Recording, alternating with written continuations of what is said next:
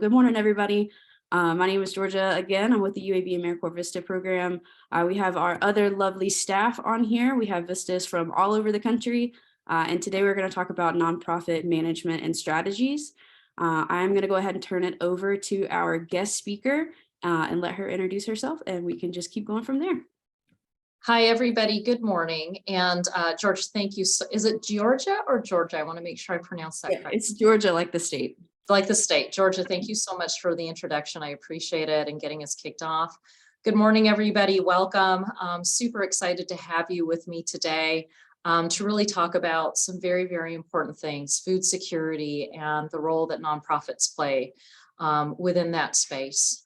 And we'll talk a little bit more in detail about that. But what I want to do is just kind of get everybody set up. We have an hour and a half together. And for me to sit here and talk to you for an hour and a half would just be absolutely boring. I'd probably bore myself. But what I do want to do is give you background about the work in which we do at Find Food Bank, the background about me as professionally developing in this field, and my work with regards to AmeriCorps for many, many years within the food security space. Because I know all of you are in AmeriCorps, and I understand all of you are Vistas. I've had the opportunity to work with multiple types of AmeriCorps over the last 30 years. So I'll share a little bit about that. But if Georgia, if you could help me monitor the chat when people are putting questions in there, just, because I want to make sure that I can focus on answering the question as opposed to looking for more questions. And it's okay if they kind of go in random order. It's not a problem. I'm sure as I'm talking, things will come up. You'll want more information on it, but let it be a little bit more interactive. There's only about 42 of us here, and we can absolutely have a nice interactive session virtually. So that being said, I'm going to take the first about 10 to 15 minutes just to talk about my professional development, again, food security and the work that my food bank does. And then from there, we can allow the conversation to go wherever the conversation is going to go. So good morning, everybody, and welcome. So my name is Debbie Espinosa. I am the president and CEO of Find Food Bank.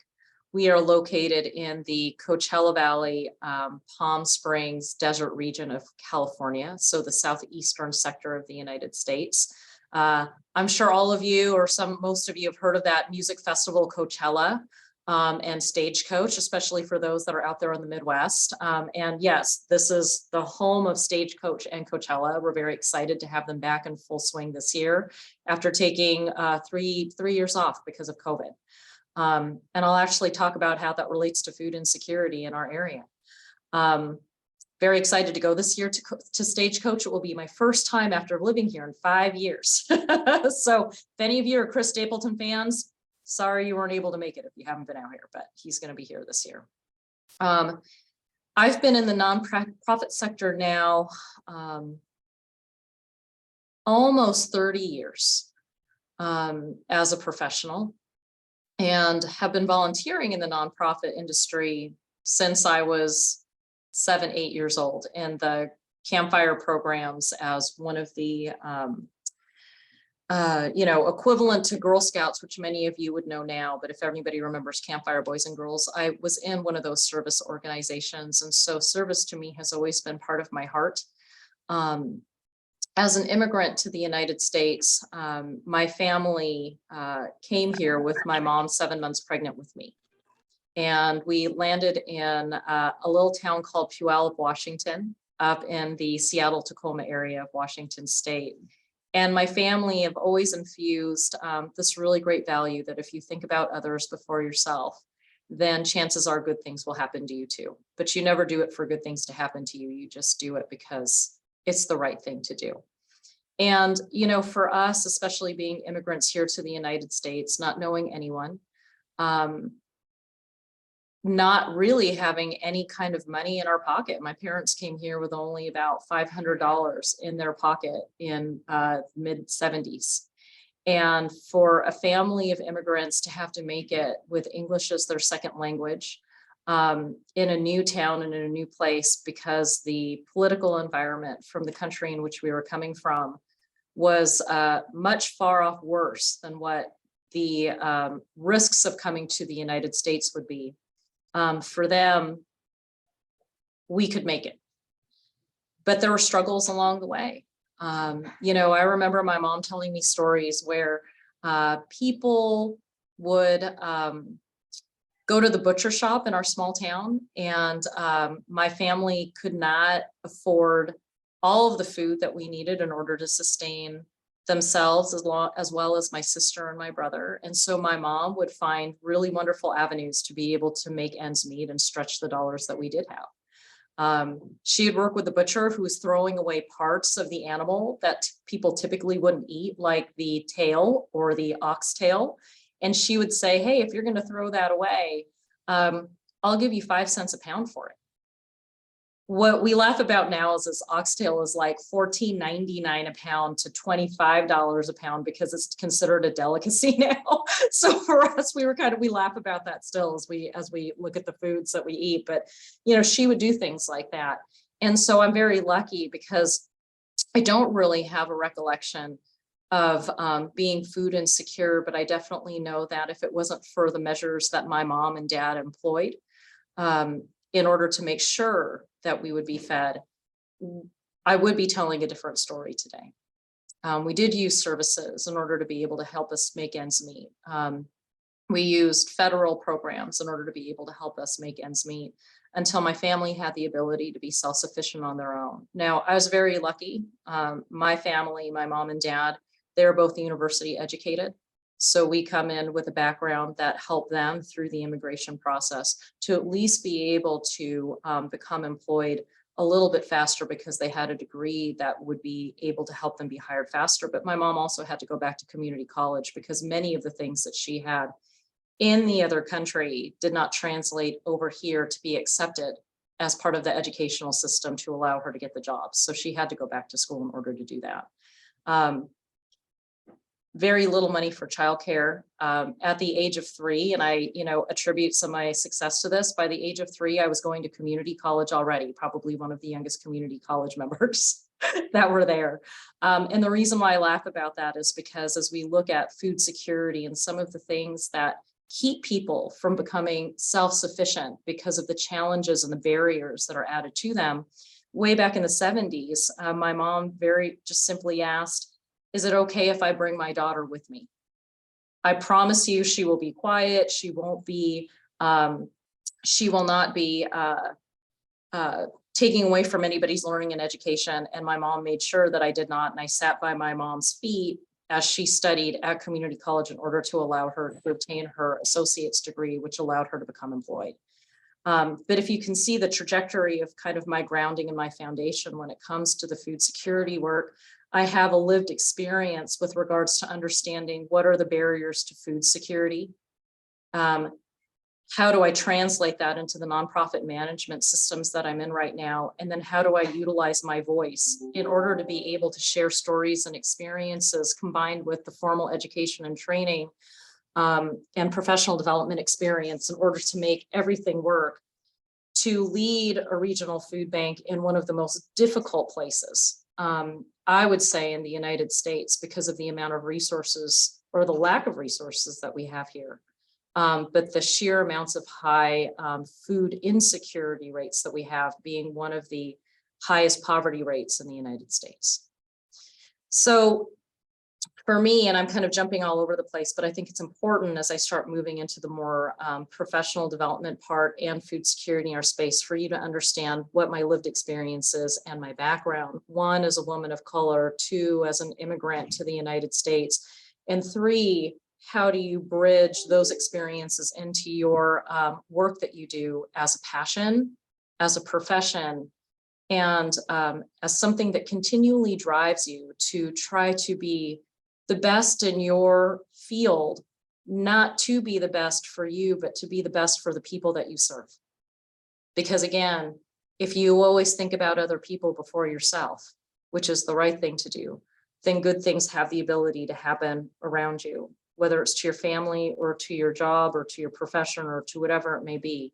But that's, the philosophical way in which my family has allowed me to live my life. So from there and that experience that I had growing up, with regards to my mom and my family. I already knew by probably the age of 16 or 17 that I wanted to go into the social services industry. And so my career path and my trajectory, especially because many of you are AmeriCorps, you're going through that too as well, where you're trying to figure out whether you're returning and you're trying to figure out what is your stage 2 in life, or what is your next act, or if you're in college right now, or I'm sorry, you just graduated from college and you're the AmeriCorps program and you're wondering, what is it the next thing that I'm going to do? That's the beauty of AmeriCorps and why I support it so much, is because it can help you figure that part out, whether it's staying in a service industry or going somewhere else, but applying what you've learned. I went to school, I got my degree from Rockhurst University in Kansas City. It's a mixed degree in both comparative religion, I did that for fun, and sociology, which I did for my profession. I will tell you that my comparative religion degree, I probably use more now because of the multicultural work that I do, especially when I was up in the San Francisco Bay Area, when we had over 40 cultures represented in 15 languages, and the understanding of how religion and culture bind together to be able to serve best in that community, to try to understand people. It became absolutely important in this field. Sociology, and then I have my minor in nonprofit management through the Nonprofit Leadership Alliance, or back then it was American Humanics. And so everything for my career was kind of built around that. I graduated from there and I started in the youth development industry. For me, I really thought that I was going to be in the youth development industry for the balance of my career. So I'm about 21, 22. I take my first job in San Francisco, and I'm working for a nonprofit organization over there. It's the Boy Scouts, and I'm running the Boy Scouting troop programs in San Francisco. I did that for about 3 years.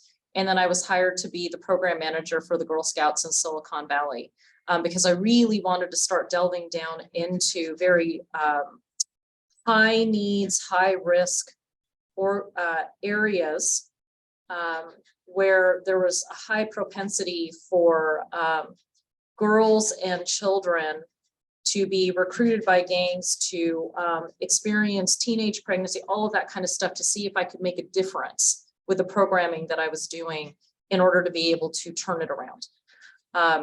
My background and my technical expertise, all CEOs come in with a technical expertise because it's how we've developed. My technical expertise is actually in program innovation and R&D.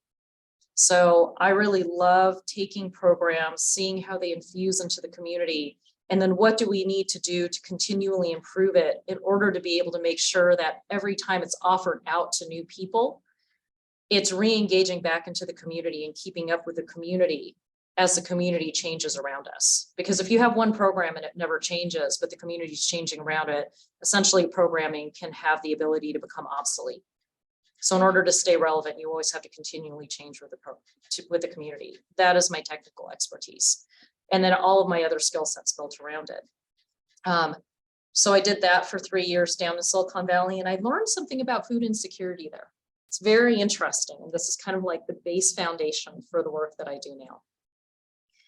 When I was in that role, I had elementary school kids. They were either coming to me through after school programming, or we were offering program in the shelters themselves for the kids that were living in family shelters. I also had middle school programming that was going on at the same time with very, very high risk teens because of the area that they were living in San Jose.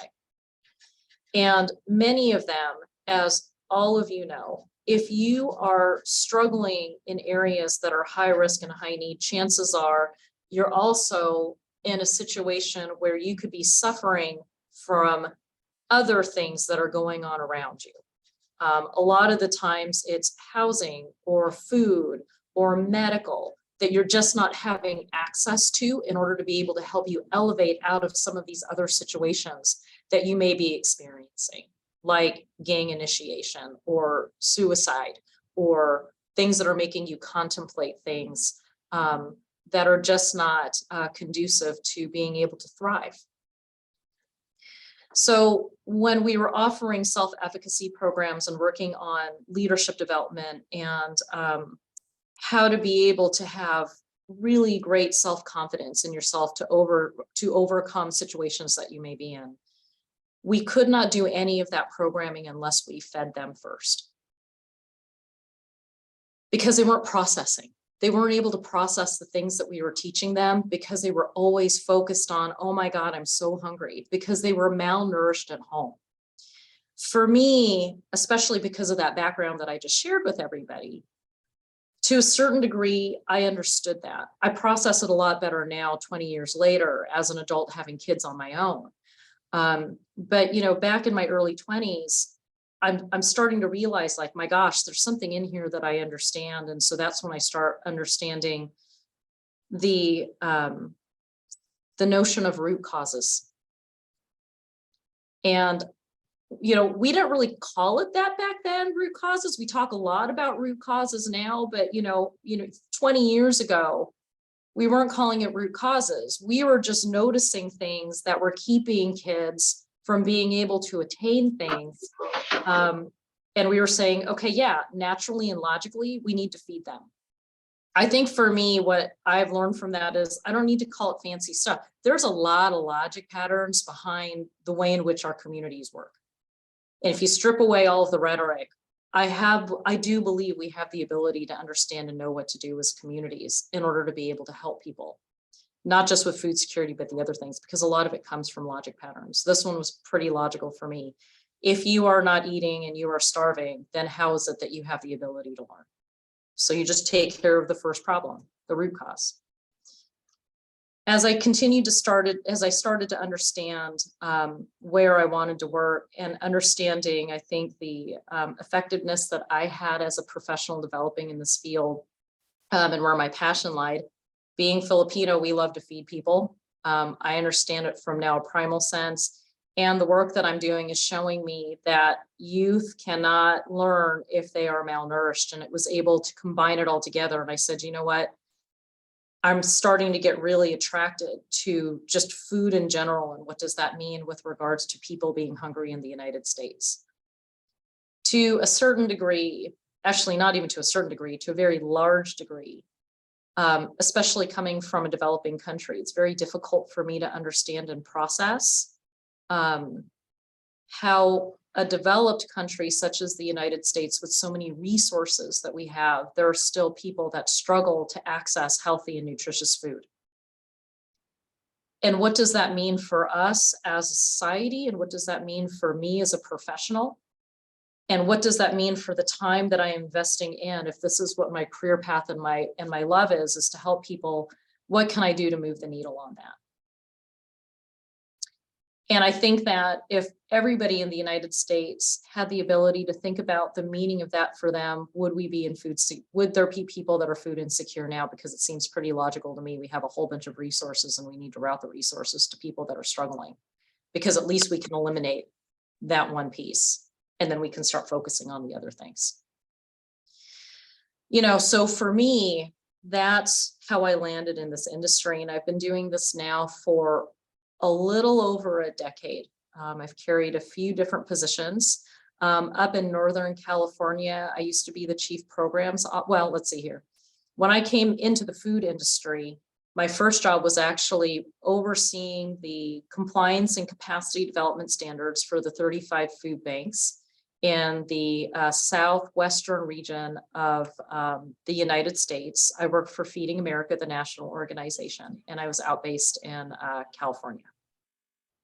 I did that for about 3 years and then transitioned to the chief programs officer of the Food Bank of Contra Costa and Solano, which is a 16-county food bank in Northern California. So it was a very, very large food bank.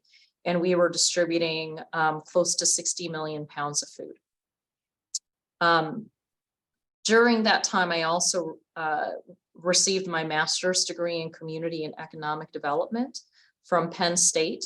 I did the World Campus program where my cohort was lovely. They were people from all over the world. And the program required that people have 5 years of professional development underneath them. So it was great to be able to see economic development from the eyes of not just people in the United States, but from people all over the world, because the perspectives that people have internationally, especially in countries that are much lower resourced, some of the programmatic and innovation things that happen over there because of sheer necessity out of lack of resources actually are pretty phenomenal. And some of those practices I actually use here in my own food bank now today. My project that I did to receive my master's degree was helping people. I worked for the Global Food Banking Network as a consultant for program and operational strategies to launch the 3 national food banking networks of Nicaragua, El Salvador, and Honduras. They wanted to run a system much like we have in the United States, like Feeding America, in order to make sure that they had zero waste down in those countries in partnership with Walmart. And so I helped them look at operational standards and actually traveled to Central America for 3 weeks, backpacking to each one of those countries and looking and helping them with their programs there. And so now my perspective on food security and food insecurity is not just bound to the United States, but really looking at it from a global perspective of how do we share practices back and forth between international, as well as how do we bring international back to the United States. From there, I ended up working for Fair Trade USA, which was the global certification organization that really focused on fair wages for people that were farming communities for coffee and cocoa beans, and making sure they got fair wages to try to tackle root causes that way by paying fair wages in those countries. And that was an amazing learning lesson for me, again, contributing back to the things that we're doing now. So here I am at Find Food Bank. I've been here now for 5 years as the president and CEO, really looking at food insecurity from a very, I want to say, global perspective, because many of the things that happen here in our area actually model what I saw down in a developing country. So I'm going to pause there because before I go into the work of Find Food Bank specifically and what we're doing here locally for food security, I'm going to pause and just kind of look at some of the questions and things that I might be able to answer about my background and my development. My next part will be on what our food bank is doing in my work with AmeriCorps specifically. So was there anything that came up, Georgia? Or if there anybody that wants to raise their hands, we'll just call on you too as well. Dennis had a question. I think that we might answer. Sorry, there was a weird feedback that we might answer a little bit later, talking about innovative ways and resources for starved countries that you used in the US, but I think we might get there a little bit later. To kick off the questions though, while you guys kind of brainstorm, and definitely feel free to put it in the chat, or like she said, raise your hand. As far as your background and how you chose and how you came into this, do you have any tips on like finding like your niche, I guess, in the nonprofit world? Because it's such a big, there's so many service sectors. So do you have any tips on how somebody could navigate finding where they should land? So it's interesting because I've worked with AmeriCorps VISTAs that are either returning students back into the program, or they're ones that are just coming straight out. And just so you know, and I'll talk a little bit about it right now because that's a great question. So you know, when I was with the Food Bank of Contra Costa and Solano, I had 3 full-time AmeriCorps VISTAs for 2 years up there, and we were working on our launch of the SNAP program and outreach. In 2020, we had 2 AmeriCorps VISTAs. From 21 to 22, we had a total of 18 AmeriCorps VISTAs on site, with a group of 8 and then another group of 10 that were staggered. In fact, actually, it's kind of funny because when the AmeriCorps came here, we also had a portion of those were NCCCs, and they were just coming from fighting the firestorms up in Northern California. So they were like living out in the rural area and like tents and stuff. So when they came down here, when AmeriCorps come to the Palm Springs area, we actually rent houses. That would be like, we have partners that have houses that would be typically used for vacation homes. So they were super happy when they came out here because they were like in a vacation home environment with like swimming pools and like a backyard barbecue and all that kind of stuff. So they were super excited to come here. So we had 18 between 21 and 22, and now we are hosting one AmeriCorps VISTA right now at our food bank. But I'm a firm believer in AmeriCorps VISTAs because some of the AmeriCorps VISTAs, when they come here, they have the ability to really engage into the community and see if this is their gig or not. They're able to talk to the staff people that they're working with and understand their professional development too as well, to be able to get ideas and understand what the next step is going to be in an environment that's set up for you to be able to ask those questions. Because this is supposed to be a learning opportunity for you. And what I always say with AmeriCorps Vistas is you make the most out of your opportunity. That's up to you. You can either come in and just do the work and not be explorative, but are you really getting out of it what the program was designed for? Or do you come in with your eyes wide open, help an organization out, support the people that they are helping, while also learning a lot about your own self in an environment that will encourage it. For me, what I would say is ask as many questions as you possibly have with regards to, is this what I want to do? What are the other avenues? The organizations that people are with typically are heavily connected in the community. So for instance, if I had an AmeriCorps Vista that was asking me like, I really enjoy working here at the food bank, but as I'm going out to do food distributions at the lines, I'm starting to notice that I'm more interested in housing. Do you think that there might be somebody while I'm here locally that can link me up to housing resources for me to learn a little bit about it? And I'd give them like 5 different people that they could talk to.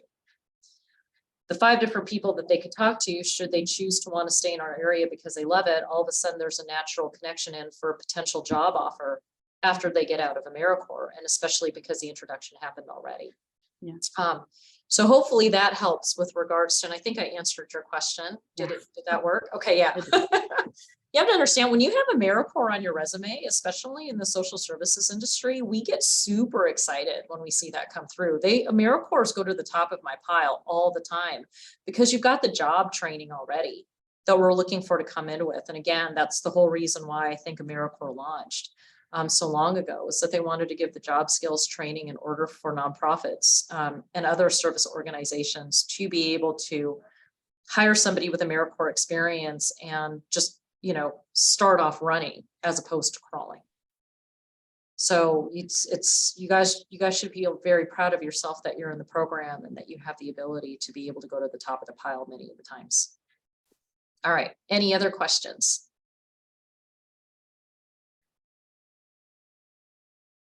All right. So I'm gonna then go on now to more work that we're doing very specifically in this area, and then talk a little bit more about food security. And then I'll go back to that question, innovative ways in a resource-starved countries that are used in the US. I think there's another one. That was what BIPOC people did historically in a lot of those food staples. Yep, absolutely. Costly as well. I see somebody that knows Puyallup. All right, Teo Berry, yay, Puyallup. All right. So do you mind if I share my screen? Yeah, you should have permission to do that. So I'm going to share my screen so you can actually see the location and place that we serve. Hold on one second. Let me just change this around just a tiny bit. Oops.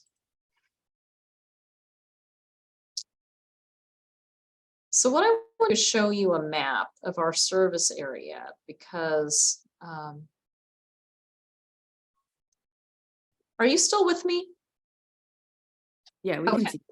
It just said that my Zoom quit unexpectedly. All right. So over here, you can see a map.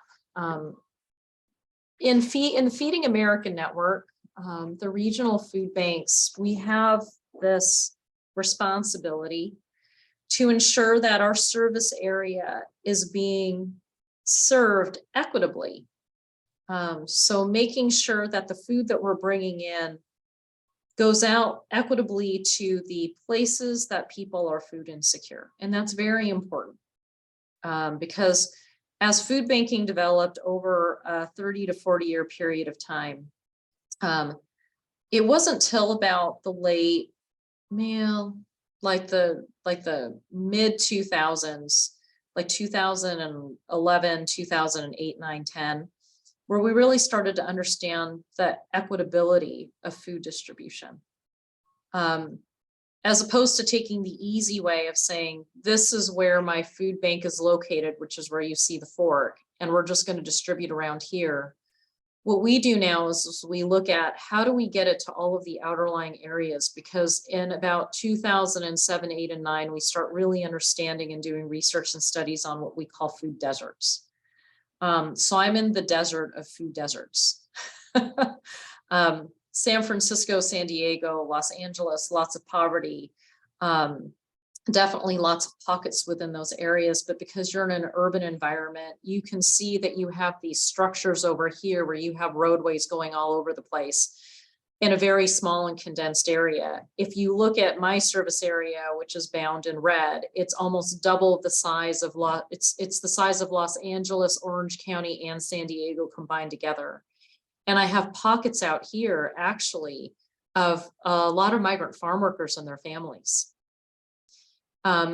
A lot of the times people don't realize that when migrant farm workers come into the United States, they have families that are along there with them, but it's only the migrant farm worker that's going up and down and moving around the United States. Many of their families are actually domiciled here in our area, one, because it's close to the border, so they have the ability to kind of go back and forth. And it's one of the lowest cost living areas in the state of California, albeit very high still, but compared to these other ones, we are much less to try to live out here than it is over there. So it makes it a nice home environment, but they still struggle from a lot of the things that we talk about, the food insecurity rates, housing, and all of that. So for me at this food bank, we distribute about 20+ million meals every year. We resource food from all over the United States because in our area, we don't have the food resources necessary in order to support the approximately 150,000 people on average that come to our lines every month. When the AmeriCorps were here, especially when we had 18 of them through 2020, 21, it was because that 150, we were at about 90,000 pre-COVID, and during COVID, we spiked to 190,000. So 110% increase in about 6 weeks.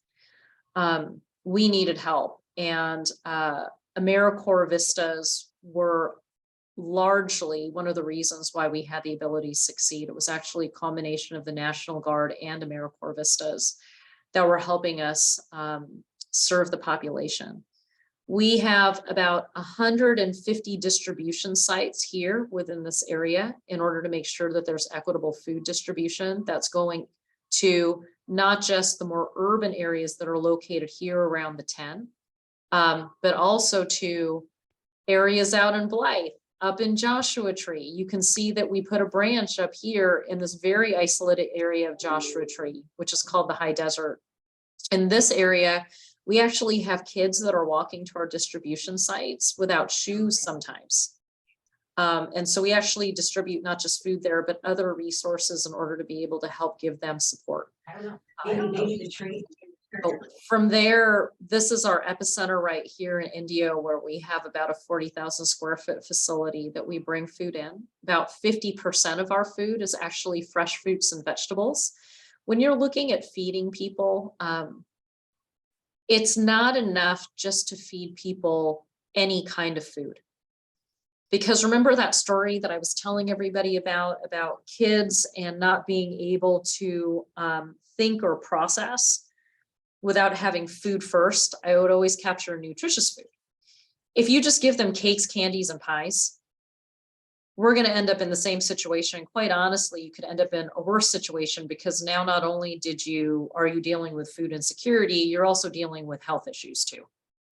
For us, it's very important to make sure that it's healthy food that's going out there. And yeah, you'll see cakes and pies that are scattered in there, but it only is now less than 2% of what it is that we distribute. The other 98% are things like whole grains and vegetables and proteins and rice and beans and things that people have the ingredients to be able to cook with. And then also other things like things that my own kids would eat, things that are donated to us from other, from large distribution centers. So what we look at is a few different things. We look at the location. We look at whether or not there are churches or homeless shelters that are located in that area that are what we call place-based. We stock them with food in order to get max efficiency. And then in the areas where there aren't those churches or homeless shelters or senior community centers, we actually send a mobile pantry out into those communities where we'll drop it straight in. So we have about 44 mobile pantries that we run monthly, on top of distributing to over 100 nonprofit organizations to stock their pantries as well. And that's how you look at getting equitable food distribution, as opposed to making somebody drive 45 minutes to their local food pantry. And now they've burned a whole bunch of money in gas that they could have used for something else. Because everything logically is combined together when you're looking at people that are lower resourced and they're trading things in order to get something else. What we want to do is we want to distribute food equitably. So the money that they would have spent on food, they can spend on gas to be able to get to work. They can spend on their medical needs in order to be able to stay healthy from that standpoint. They can spend their money on things that they may not necessarily be able to get free resources from, because there isn't an abundance of it, or there just isn't a program that's set up for it. On top of that, we look at our food distributions as one-stop shopping, where what else can we provide the client that's struggling? We know if they're struggling with food, they may be struggling with paying for utilities. They may be struggling with paying for rent. We bring out resources through our outreach workers that share with them, hey, if you're getting food, if you're struggling in these areas, we can either help you get signed up for SNAP, the SNAP program, or CalFresh program. We can get you in contact with our agency partners that have resources on rental assistance, on medical assistance, on free healthcare. On one of the things that we're doing right now is we're looking at actually resourcing scholarships for children to be able to participate in leadership activities and other activities that can help them develop as youth, so that they have the ability to get those skill sets necessary to break poverty cycles. So now we're using food as the primal point, but also the entry point into looking at other root causes that actually put them into the line to try to be able to end not just the food insecurity cycle, but also the poverty cycle. But it always has to start with food first. Like I said, if you're starving, it won't matter if we try to do some of these other things, because you just won't be able to process. So I'm going to pause there to see if there are any questions. I'm going to stop sharing this so I can see everybody again. But are there any questions with regards to that? Let me see if the chat, what we have in the chat. Kudos, yeah, food is your medicine, fresh is best, absolutely. We're getting ready to start what we call a pharmacy program, FARMAC, where we're working with medical doctors for people that have type 2 diabetes and most typically childhood obesity, which are definitely epidemics that are happening within the socioeconomic challenge parts of our United States. There's been a ton of research that's been done there, and it's amazing the change that can happen when fresh fruits and vegetables are offered into low-income communities that just don't have access to them. Literal access to them, because you know that 7-Eleven down the street carries a banana for $5 and it has brown spots all over it. They don't have access to fresh fruits and vegetables because they're too far away from a grocery store that has the capability of carrying it. So we try to bring fresh fruits and vegetables out. The other barrier point for vegetables is that it's expensive. Many of our clients, because they're challenged economically with regards to trying to make ends meet and stretching the dollar, their children, if they're asked to, if you have $2 left, are you going to spend $2 on buying 2 apples, or are you going to buy 3 sleeves of pasta and try to figure out a sauce? So a lot of the times people that are in low income communities, they suffer from type 2 diabetes and obesity because they're getting fed what we call empty calories, high carbs, low nutritional value. Carbs are okay so long as they're balanced with other nutritionally high foods that are mixed in with them. So we do distribute pasta noodles, we do distribute white rice, we do distribute those things, but we also proportion it to the proteins and the vegetables that we're distributing out as well. Because when you mix it all together, you're good to go. And I see a lot of people not, because we eat like that too, right? We incorporate it in, but we make sure that we don't eat pasta every day without anything else mixed in it, because we know what will happen to us in our minds as well as in our bodies. I'm going to talk about the innovative ways in resource-starved countries that are used in the U.S. One of them actually is the methodology about the equitable food distribution.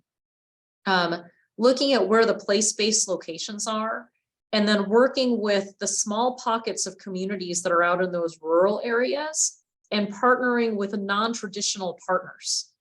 That was actually one of the things that I learned when I was working in those countries, was that sometimes I think the United States gets bound to working with nonprofit organizations, get used to working with partners that we're used to working with, because it's easy. During the time of the pandemic, the non-traditional partnership became very, very important. For example, we had a whole bunch of homebound people that were very afraid to come out to the lines. Many of them were seniors who couldn't be exposed. And of course, remember back in 2020, we had no clue what was going on with regards to exposure. Many of these seniors, the people that were going and getting food for them traditionally, had gone back to their other homes, because we have a lot of retired people here, but this is their second home. It's not their primary home. They went back to their primary home in the Midwest, up in the Northwest, whatever, and it left a lot of these seniors that lived here year round isolated, alone, and very, very afraid. We actually worked with a limousine company because there ain't any events going on during that time. And the limousine company wanted to keep their employees employed. They received a PPP loan in order to keep them. And they're like, we've got these employees, we're paying them because we don't want their families to suffer, but we want to be able to help. We use limousine companies to deliver food, homebound food bags to our isolated seniors that couldn't leave. And we actually still use that modeling today.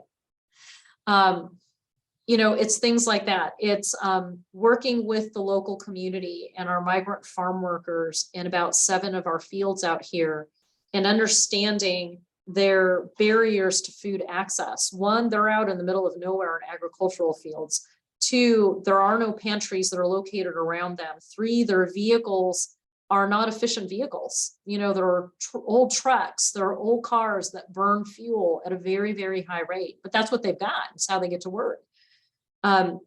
Working with those agricultural fields, we actually deliver culturally appropriate foods. So a lot of, we did polling with the Hispanic community and said, if we could deliver foods out here and we can get grant funding for it, what would you want? They're like, we just want to be able to make homemade tortillas again. We want to be able to have things with a little bit more flavor and spice in them, where usually food banks, when we distribute food, we're distributing what we can, but it's a little bit more on the bland side.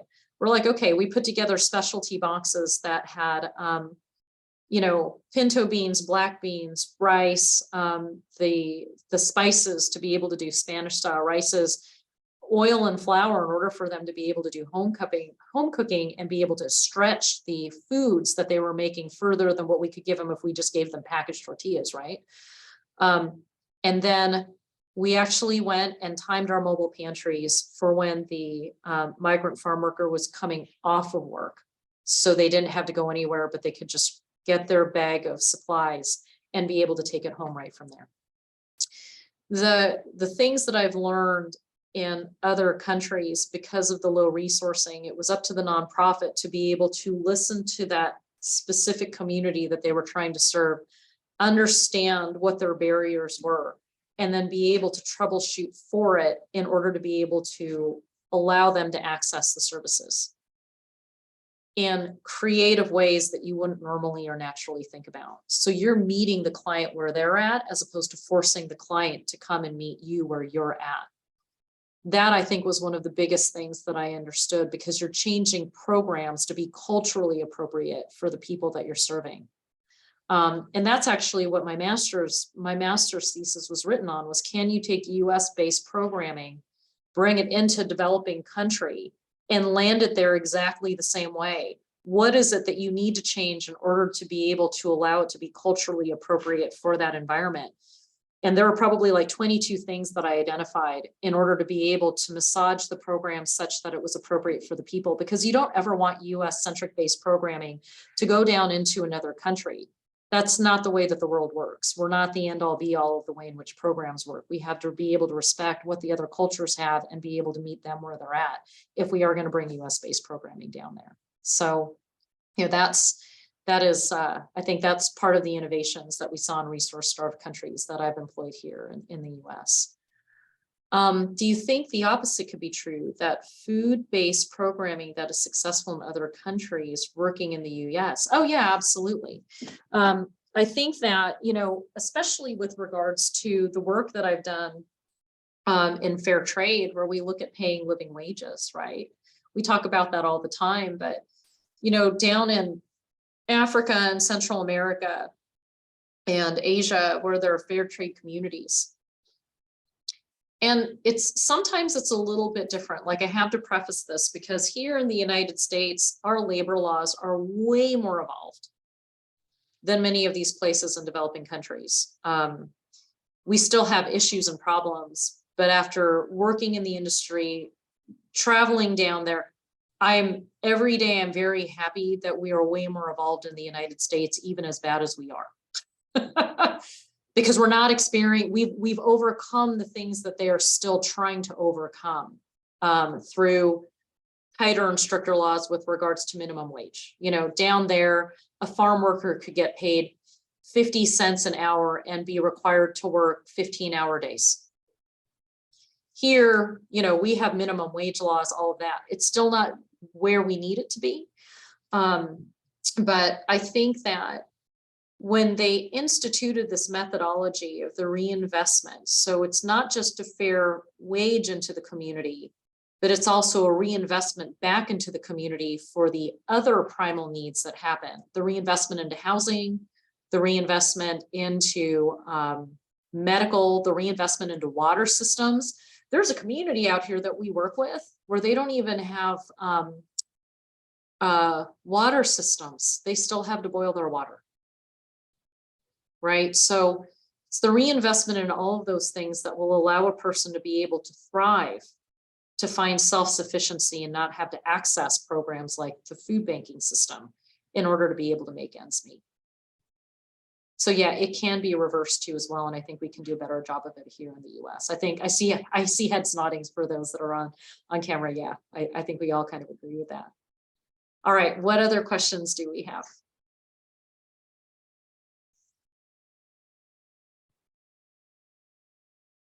Let's see here. All right, Georgia, do you want to ask any specific questions just to?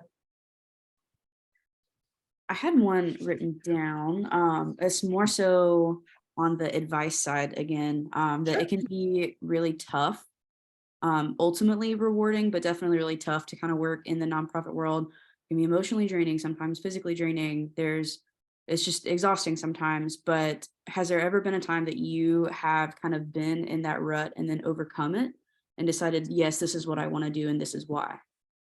Yeah, multiple times, multiple times. If you're in this line of work and you're consistently hearing stories from people about struggling to make ends meet, Mhm. and you're working long hours in order to help those that are struggling to make ends meet, sometimes you get to the point where you're like, is it all for naught? Like, why are my lines still growing? I'm doing double the amount of work that I did 5 years ago when I came in, and my lines are still growing. And is it all for naught?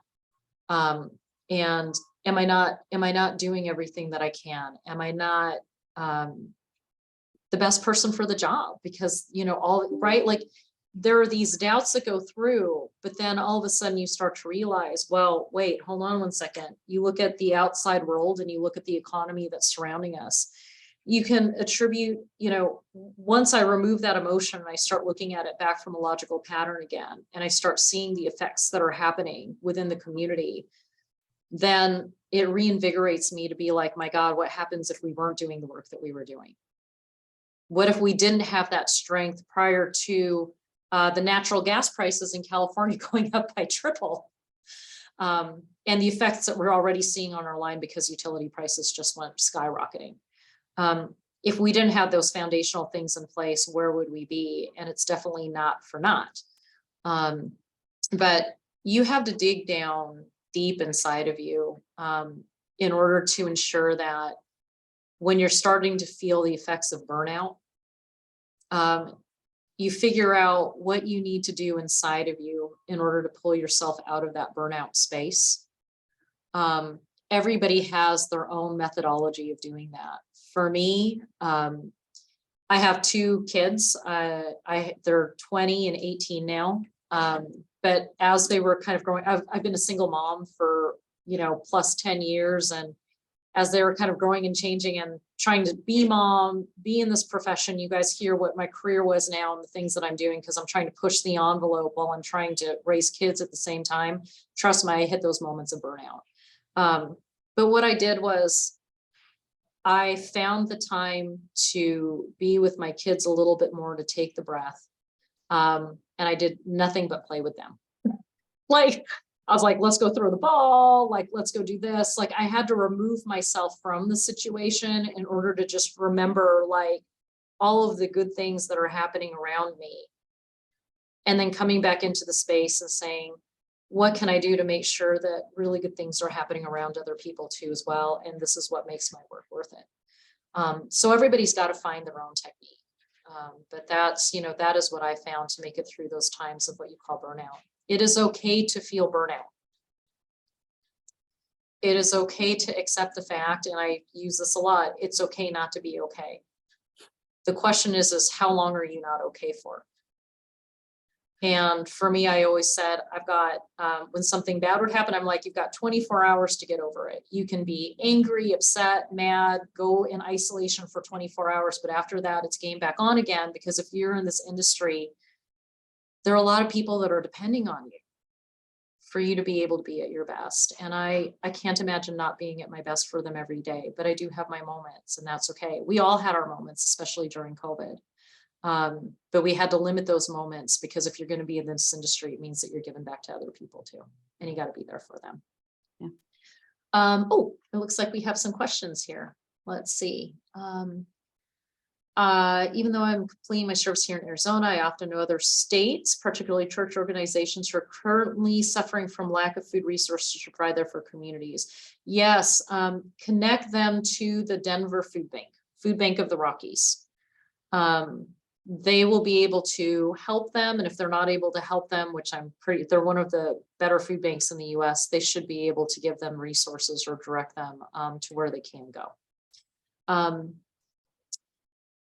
Or do we just focus on the state where can we refer? Yeah, we can refer, as I'm finding a lot of food banks are in drought right now. Yeah, it's hard right now. They are, like, a lot of our food banks, we're starting to ration food a little bit again.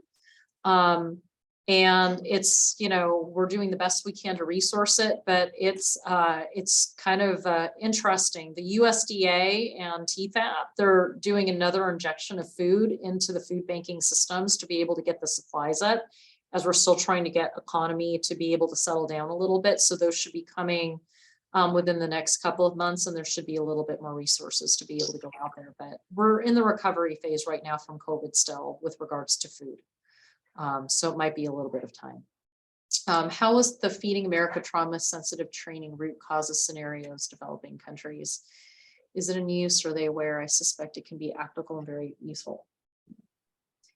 I'm not familiar. I knew that the Feeding America trauma sensitive training for root causes was on. I don't know much about it. I did not go through that training, nor did my staff. So I'm not sure how to answer that question, but definitely something that I can find out about. And I actually really want to find out about it. I know that it was a great trauma sensitivity training that went on, and there was feedback from it.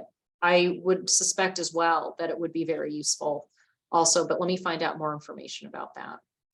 New to VISTA, to the economics department, and the supervisors no longer there.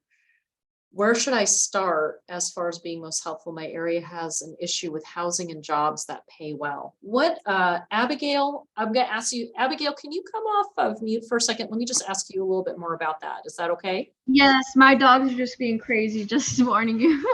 It's all right. What you're with, so you're Vista, and the within the economics department supervisors no longer there. Where are you placed yet? Yeah, I am. I'm working with the sustainability team under like an umbrella, but yeah, there's like housing, and most of the people that live there, which is like most of them actually, there's only like 1,000 people that live locally that work, but they all live in poverty. And then the people who, like most of the people drive from out of town to the area to work there. Okay. So where should you start as far as being most helpful to them and getting resources to them? Yeah. Okay, got it. Do you mind sharing what city or what state you're in? Yeah, it's Sedona, Arizona. Oh, Sedona, Arizona. Okay, got it. For Sedona, Arizona, I do believe that they should have, yeah, Sedona is one of those like you're kind of in one of those areas like the Palm Springs area where you have a lot of tourism. Yes. And then you have a lot of people that support the tourism industry that are struggling with regards to the securities that you're talking about over there.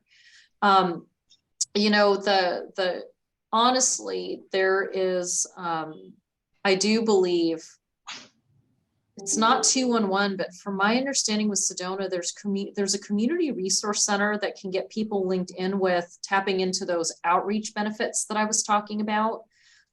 Making sure that they're signed up for SNAP benefits, making sure that they're signed up for utility assistance.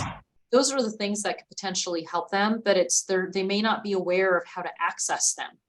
Okay. Yeah. And there'd be a county office somewhere close to Sedona, if not in Sedona, that they could get signed up for those items and things. I do know that the food bank delivers food up in agencies or pantries up there for the food support, but you're asking more with regards to the utilities and the housing assistance. Jobs that pay well, it's difficult. We struggle through that over here too also. High cost of living in our area. I was talking about Coachella earlier. We got obliterated because over half of our economic resources is through tourism and our concerts. So when Stagecoach and all of the events were gone, we didn't have any industries to be able to backfill the loss of income for our area.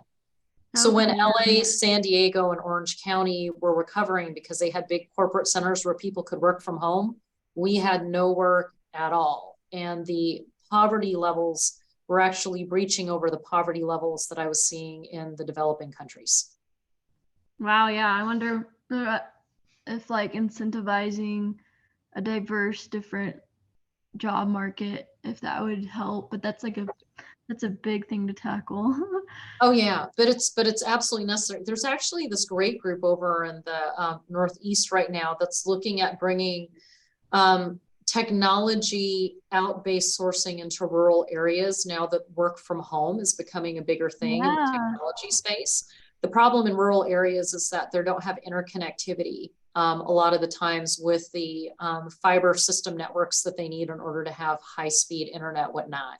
So it's a matter of the infrastructure development, but once infrastructure comes out, there can be a lot of development around it. So I've been trying to keep up with that a little bit, especially because our area in Palm Springs, we have the movie industry right next to us. And LA is only about an hour and a half to 2 hours away. So there is this capability of being able to bridge in new types of industries over here that are specifically tied to LA on the That tech makes side. sense. Yeah, bringing tech in, but I hear you. The infrastructure's got to be there. That's like the sustainability team. We're trying to get EV mechanics because we want to have EV and hybrid fleet to reduce our greenhouse gas emissions, and it also could create some jobs because we might be able to help fund some mechanics getting certified. But Sure. it's yeah. So awesome. Yeah. Great question. Thank All right. you. And any other questions or thoughts? Georgia, do you have any other follow-up questions for me or thoughts? I don't, no. Okay. All right. Brooke, how about you? Anything you want me to expand on a little bit? I don't think so. Oh, let me put mine. All right. Well, that, if no one else has any questions, I want to make sure that we were scheduled for an hour and a half, but I'm sure that if you guys would like 20 minutes back of your day, I'm very happy to give that to you. Well, thank you so much for joining us, Ms. Debbie. Spending a couple seconds with us, a couple minutes, and answering questions. And it was just super informative and inspirational, and lots of tips and encouraging words. So we definitely appreciate you that in that way. If any of you guys on our Vista side, if you guys don't mind putting your name in the chat, that would be super helpful so that we can kind of record attendance. Some folks are asking for your contact information, if that is okay. I don't mind sending that out in an email, or the program heads can send that out in an email if that's okay with you. And I just put it in the chat too as well. Love that efficiency. Absolutely. Thank you all so much for spending this morning with me, or afternoon, or depending on whatever time zone you're in. But I appreciate it. Hopefully it was helpful with regards to your career trajectories. I wish all of you the best of luck. And thank you again so much for your service. Many of the nonprofit organizations or service organizations you're with, it makes our lives much easier with the talent that you bring to us. So thank you for taking the time. All right, thank you. I Thank hope you you have a so good day. much. You bet. Thank you. Bye-bye. Bye. Can I give a quick